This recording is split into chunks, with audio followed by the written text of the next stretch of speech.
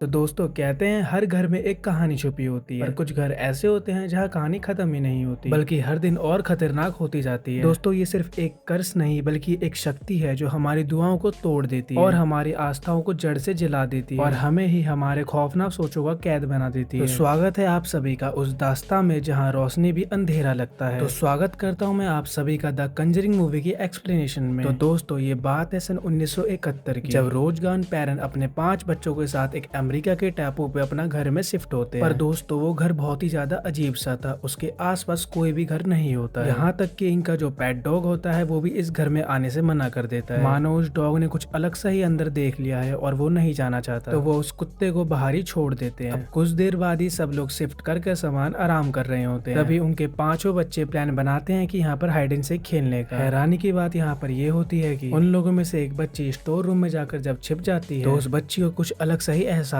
होता है, पर फिर भी वो नजरअंदाज कर खेलने लगती है। एक्चुअली में दोस्तों वहाँ पर एक स्टोर रूम में एक तहखाना होता है जहाँ पर बहुत सारी चीजें पड़ी होती है। बात बिगड़ती है अगली सुबह, जब सुबह कैरोल उठती है, वह देखती है कि उसके पैर पर एक अजीब सा निशान होता है। उस समय उसे कुछ भी समझ नहीं आता है। फिर कैरोल अपने रूम से बाहर निकलती है और देखती है कि सारी घड़ियां जाकर 3-7 पर रुक चुकी हैं। तो ये सारी बातें वो अपने पति रॉजर को बताती है, पर रॉजर कहता है कि सामान लाते हुए वो घड़ियां झटके से बंद हो गई होगी। तभी उन्हें एक चीज की आवाज आती है, पर यह आवाज और किसी की नहीं, उनकी बेटी अप्रैल की ही होती है। और उन्हें पता चलता है कि उनका कुत्ता जो पेट डॉग होता है वो मर चुका होता है, लेकिन उन लोगों को यहाँ पर पता नहीं लगता कि उनका कुत्ता कैसे मर गया। फिर से रात को 3:07 पर घड़ी रुक जाती है, पर रॉजर यहाँ पर उठा हुआ होता है और उससे कुछ आवाज सुनाई देती है। ऐसा लगता है कि किसी के होने की आवाज होती है। तभी रॉजर की नजर अपने घर की सीढ़ियों की तरफ जाती है और उसकी बड़ी बेटी को देखकर उसका दिल दहल सा जाता है। उसकी बड़ी बेटी बताती है कि उसकी बहन फिर से उसके कमरे में आ गई है और हम वहाँ पर देख पाते हैं कि जो उसकी बेटी होती है वो अलमीरा से अपना सर पटक रही होती है। दरअसल इसे नींद में चलने की आदत होती है, पर एक्चुअली में इसने ऐसा पहले कभी नहीं किया था। अब अगले दिन यहाँ पर एक और घटना घट जाती है। उन लोगों के घर के बैकयार्ड में पक्षियों का झुंड मरा हुआ मिलता है। उन सभी के लिए बहुत ही ज्यादा अजीब सी फीलिंग होती है। अब एक दिन कैरोलिन और उसकी सबसे छोटी बेटी घर पर हाइड एंड सीक खेल रहे होते हैं और ढूंढते वक्त उसकी बेटी उसे कहीं पर भी नहीं मिलती, पर एक तरफ से अलमारी से आवाज आ रही थी। अब कैरोलिन यहाँ पर धीरे धीरे अलमारी के पास आगे बढ़ती है, पर जब जैसे ही वो अलमारी का दरवाजा खोलती है तो उसे वहाँ पर उसकी बेटी नहीं दिखती, बल्कि उसकी बेटी अलमारी में ना होकर बल्कि उसके पीछे खड़ी होती है। तो दोस्तों हम कहानी में फिर आगे बढ़ते हैं और देखते हैं कि रात के वक्त उसकी दोनों बेटियां एकदम बेड पर सो रही होती हैं। अब जो उनके तीसरे नंबर की बेटी होती है उनका कोई पैर खींच रहा होता है। उसको लगता है कि उसकी बहन उसके साथ मजाक कर रही है, पर असल में जब वो अपना आंखें खोल के देखती है तो उसकी बहन वहाँ पर आराम से सो रही होती है। पर उसे कुछ और भी दिखता है, उसे एक परछाई खड़ी हुई दिखती है दरवाजे के पीछे। उसे देखकर उसकी तीसरे नंबर की बेटी बहुत जोर जोर से चिल्लाने लगती है और जब उसकी दूसरी बहन जब उठ जाती है उसको चिल्लाता हुआ देखकर तो वो अपनी बहन से पूछती है कि तुम इतना क्यों चिल्ला रही हो, क्योंकि उसकी बहन को वहाँ पर कोई भी परछाई नहीं दिख रही होती है। अब ये सारी चीजें देखकर पूरा घर जाग जाता है और सारे घर वाले आ जाते हैं और उसे कहते हैं कि तुमने कोई बुरा सपना देखा होगा। उन सबके जवाब में उनकी तीसरे नंबर की बेटी कहती है कि उसके सपने में वो आया था और कहती है कि वो हम सबको मार देगा। और इसी के साथ हम देखते हैं कि कैरोलिन के शरीर पर हर सुबह एक नया निशान होता है। अब उसी दौरान कैरोलिन को कुछ ऐसा महसूस होता है कि उसके घर पर कोई है। तो अब वो अपने घर के सारे कमरों को एक एक कर चेक करती है, पर उसको अपने घर में कोई भी नहीं दिखता। पर जब वो अपने घर पर सीढ़ियों से नीचे जा रही होती तो सारे सीढ़ियों की तस्वीरें नीचे गिर जाती है और कैरोलिन को भी पता नहीं लगता कि ये तस्वीरें कैसे गिर गई। तभी वहाँ पर कैरोलिन को 2 क्लैप की आवाज आती है। वो आवाज उसी तहखाने से आ रही होती है जो बिल्कुल बंद होता है। तभी कैरोलिन उस दरवाजे को देखती है और वो खुला होता है। तभी वो नीचे चेक करने जाती है तो उसे एकदम से धक्का लगता है। ये सब देखते हुए कैरोलिन सीधा ऊपर की तरफ दरवाजे की तरफ भागती है, पर दरवाजा यहाँ पर बंद हो जाता है और एक बच्चे की हंसने की आवाज आती है। तभी वहाँ पर रोजर की एंट्री होती है और वहाँ पर देखता है कि उसको कहीं से आवाज आ रही है। तभी वो देखता है कि तहखाने से आवाज आ रही होती है, तो सीधा वो गेट खोलता है और देखता है अपनी बीवी को बेहोश में। अगली सुबह कैरोलिन सीधा एक पति पत्नी के पास जाती है। यहाँ पर पति का नाम एड होता है और पत्नी का नाम लॉरिन होता है। उन्हें यहाँ पर भूत प्रेत भगाने का मास्टर कहा जाता है। उन लोगों ने अपने जिंदगी में ऐसा टीम बहुत सारे केस सॉल्व कर चुके थे। तभी कैरोलिन उन लोगों को अपने घर लेकर आती है और उन लोगों से मदद करने के लिए रिक्वेस्ट करती है। तो वो दोनों यहाँ पर बोलते हैं कि आपकी मदद करने से पहले हमें यहाँ पर कुछ टेस्ट करना पड़ेगा। टेस्ट यानी भूतों का टेस्ट, जिससे उन लोगों को इस टेस्ट में पता चलेगा कि एक्चुअली में वहाँ पर कुछ है या नहीं। अब यहाँ पर वो सारे इंस्ट्रूमेंट लेकर आ जाते हैं जिससे वो भूतों का टेस्ट कर सके। इन सब चीजों से पहले लॉरेन को कुछ अलग सही दिख जाता है। उन्हें पेड़ से लटका हुआ एक कंकाल दिख जाता है, पर असल में वहाँ पर कोई भी कंकाल नहीं होता है। अब ये सब चीजें देखकर वो चर्च में परमिशन मांगने चले जाते हैं। परमिशन यानी चर्च से परमिशन लेने के लिए कि भूतों को भगाया जा सके। फिर उन लोगों को टेस्ट में भी पता चलता है कि यहाँ पर बहुत सारी आत्माएं हैं जो कि यहाँ पर पूरे घर पर हावी हो चुकी है और वो लोग बोलते हैं कि अब तुम यहाँ से कहीं भी चले जाओ, वो तुम्हारे साथ ही रहेंगे। पर अब इन लोगों को सबूत इकट्ठे करने होते हैं, तो रात के वक्त ये लोग साथ में ही होते हैं। इन लोगों के साथ एक पुलिस वाला भी होता है जो इन सब चीजों पर विश्वास नहीं करता है। और तभी उस पुलिस वाले को एक साया दिखता है। पुलिस वाला उस साया को देखकर एकदम शहर सा गया था। तभी हम देखते हैं कैरोलिन की चौथे नंबर की बेटी दोबारा से नींद में चल रही होती है, और धीरे धीरे वो नींद में जैसे चल रही होती है तो उसकी फोटो भी क्लिक कर रही होती है। एक्चुअली में उन लोगों ने एक ऐसा कैमरा सेटअप कर रखा था कि वहां पर कुछ भी अगर प्रेजेंस महसूस होती है तो उसकी फोटो खींच लेंगे। फिर वो धीरे धीरे अपने बेटी का पीछा करते हैं। फिर उसकी बेटी एक कमरे के अंदर चली जाती है और दरवाजा बंद कर लेती है। और जहाँ पर वो उसकी बेटी जाती है वहाँ उस कमरे में एक माइक होता है। उसी माइक की मदद से एड और उसकी लॉरेन वाइफ बल्कि सारी चीजें सुन पाती है। तभी वहाँ पर दिखाते हैं कि वहाँ पर दरवाजा खुल जाता है, और दरवाजा खुलने के साथ ही वो लोग जब अंदर जाते हैं तो वहाँ पर उन्हें कुछ नहीं दिखता, यानी उसकी बेटी सिनरी भी नहीं, पर सिनरी एक अलमीरा के अंदर मिलती है। तभी वो सबसे छोटी बेटी जो होती है वो लॉरेंस को बताती है कि जब लॉरी छुपा रहता है तो वो वहीं पर छुपता है। एक्चुअली में लॉरी वो होता है जिसकी मृत्यु हो चुकी होती है, वो एक छोटा बच्चा होता है। ये सारी बातें सुनने के बाद लॉरेन उस घर में जाती है और उस अलमीरा को देखती है, पर तभी वहाँ से एक लकड़ी खिसक जाती है और वो सीधा नीचे उसी तहखाने में गिर जाती है। और उसी वक्त उसे एक औरत का साया दिखता है, और वो औरत कहती है कि उसने मुझे वश में करके मुझसे सबको मरवाया था। ये असल में लॉरी की मॉम का साया होता है। लॉरी यहाँ पर वो बच्चा होता है जिसकी यहाँ पर मृत्यु हुई थी। अब लॉरेन भी यहाँ पर थोड़ा डर जाती है, और तभी यहाँ पर एक और खतरनाक साया आता है, और वो साया उसी तरफ लॉरेन पर हमला कर देता है। और लॉरेन वहाँ से भागकर वापस आ जाती है और सबको बताते कि मैंने वहाँ पर एक साया देखा। अब उसे यहाँ पर एक ऐसी चीज पता लगती है कि वो बहुत ही ज्यादा जरूरी होती है। वो बताती है कि ये जो साया है वो उनकी माओ पर कब्जा करता है और उन्हीं से उनका बच्चा मरवाता है, और बोलती है कि कैरोलिन के शरीर पर जो भी निशान है वो बल्कि कोई निशान नहीं बल्कि वो उसी साया का कब्जा है। इन सारी चीजों के बावजूद वो साया इन सब पर हमला कर देता है, लेकिन किसी को यहाँ पर कोई बड़ा नुकसान नहीं पहुंचता है। और इसी के साथ इन सब पर सारे के सारे सबूत इकट्ठे हो चुके थे, जो कि ये सारे सबूत जो है सर्च में पेश कर सकते हैं। तभी लोग यहाँ पर फैसला करते हैं कि यहाँ पर कोई भी नहीं रहेगा और जानने की प्रैक्टिस करते हैं। और जब लॉरेन घर में बैठी होती है तो उसे उसकी बेटी की आवाज आती है, और वो उस आवाज को सुनते हुए सीधा झील की तरफ जाती है, और उसी के साथ उसे अपनी बेटी का साया दिखता है। ये सारी चीजें देखकर लॉरेन बिल्कुल डर जाती है और वो उसी समय अपने घर पर कॉल करती है, पर यहाँ पर उसकी बेटी बिल्कुल सेफ होती है। फिर रोते हुए वो अपने पति एड से कहती है कि मैं जानती हूँ ये एक चेतावनी है। होता भी कुछ ऐसा ही है। उसको कुछ देर बाद उस लॉरेन की बेटी के ऊपर हमला होता है। फिर रोजर को पता लगता है कि उसकी जो वाइफ होती है वो अपने छोटे बच्चों को लेकर गाड़ी से कहीं चली गई है। रोजर ये सारी चीजें जाकर एड को बता देता है। फिर उसी वक्त एड जो है रोजर को कहता है कि तुम सीधा घर जाओ क्योंकि ये साया अब उसकी वाइफ पर हावी हो चुका है, क्योंकि अब एड और लॉरेन को पता लग चुका है कि अब उसकी माँ उन दोनों बच्चों को मारने वाली है, क्योंकि वो साया यही सब चीजें करवाता है। इसलिए सीधा सबके सब उसके घर पे पहुंच जाते हैं। अब घर पहुंचते ही वो सीधा जाते हैं तहखाने की तरफ और उन्हें उसकी कैरोलिन और अपने बच्चों के साथ देख जाते हैं। कैरोलिन के हाथ में एक हथियार होता है और उसके हाथ में उस बच्चों की गर्दन, और इसी के साथ वो अपने बच्चों को मारने वाली होती है, पर सही टाइम पर ये लोग पहुंचकर उसे बचा लेते हैं और उसकी माँ को पकड़कर कंट्रोल करने की कोशिश करते हैं और कैरोलिन को घर से बाहर ले जाने की कोशिश करते हैं। अब जैसे ही घर से बाहर ले जाने की उसे कोशिश करते हैं उसका दम घुटने लगता है, और यहाँ पर लॉरेन बोलती है कि जो साया है वो उसे घर पे बाहर नहीं जाने देगा, और अगर हम इसे बाहर ले गए तो ये जाकर मर जाएगी। तभी यहाँ पर कैरोलिन को एक झटका लगता है और सीधा खींचे हुए वो सीधा तहखाने की तरफ पहुंच जाती है। यहाँ पर कुछ ऐसा लगता है कि कोई उसे पकड़कर खींच रहा है। अब इसी के साथ सबके सब उसका पीछा करते हुए तहखाने की तरफ चले जाते हैं और सभी के सभी उसको पकड़कर एक कुर्सी के साथ बांध देते हैं। अब वो लोग सोचते हैं कि यहाँ पर एक प्रीस्ट को बुलाया जाए और इस जगह को पवित्र कराया जाए, पर लॉरेन बोलती है कि यहाँ पर उन सब चीजों का टाइम नहीं है, और इसी बात पर एड कहता है कि मैं ये सब कर सकता हूँ। अब यहाँ पर सीधा कैरोलिन जो होती है वो अपनी सबसे छोटी बेटी को लेकर जमीन के अंदर घुस जाती है। अब जो कैरोलिन होती है वो लॉरेन को एक फोटो दिखाती है और कहती है कि तुम अपने बच्चों को याद करो, और ये सारी चीजें देखकर उसे याद आ जाता है, और इसी के साथ वो ये सब साया को अपने अंदर हावी नहीं होने देती है। वो जो साया होता है वो उसके शरीर से निकल जाता है और उस पर हावी नहीं होता है, और जो कैरोलिन होती है वो अपने होश में आ जाती है, और इसी के साथ हमारे मूवी का एंड हो जाता है। तो दोस्तों अगर आपको इस मूवी का एक्सप्लेनेशन पसंद आया हो तो इस वीडियो को लाइक करें, सब्सक्राइब करें और कमेंट में बताएं कि आपको कौन सा पार्ट बहुत ज्यादा पसंद आया, और मैं मिलता हूँ कई नई मूवी के साथ। जब तक के लिए जय हिंद।